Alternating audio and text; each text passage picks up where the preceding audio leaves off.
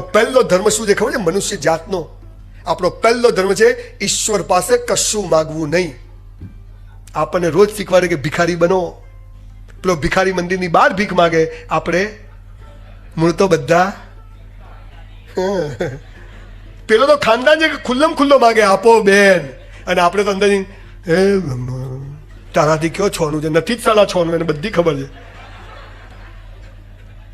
ઈશ્વર અલ્લાહ પાસે કશું માગવાનું નહીં, સોરી ને થેન્ક યુ કહેવા જવાનું. ઈશ્વર પાસે કશું માગવું નહીં, કાઉન્સમાં એ આપશે પણ નહીં. એ નક્કી છે, ડફોલ નથી. એને બધી ખબર છે કે આ ડફોલ બનાવે છે, 5 રૂપિયાની ચુંદડી કરશે ને સાલો 5 લાખની ગાડી માગશે. એને ખબર છે.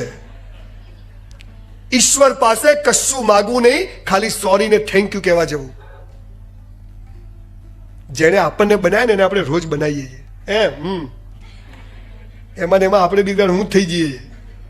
ભગવાન પાસે કશું માગવું નહીં, એને ખબર જ છે કે એને મોકલેલા બંદાને ક્યારે ક્યાં શું જોઈએ છે, અને યોગ્ય સમયે એને યોગ્ય વસ્તુ આપી દે છે.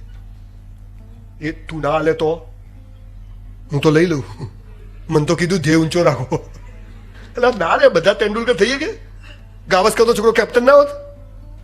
મૂળ વાત શું છે કે આપણો પહેલો ધર્મ છે ઈશ્વર પાસે કશું માગવું નહીં, સોરી ને થેન્ક યુ કહેવા જેવું.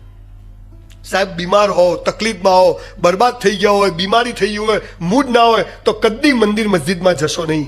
પણ ખુશ હો, મસ્ત હો, મૂડમાં હો, ટોપ હોય તો ભગવાન પાસે જજો. કેમ કે આપણા રોતડા થોબડાઓ જોવા એને ગમતા નથી. એને મસ્ત માણસો જોઈએ, ખુશખુશાલ માણસો જોઈએ. આ તો આખો હળી જાય, ભગવાન લઈ લે લઈ લે. ભગવાન કે ત્યાં જ રહે, ત્યાં જ રહે.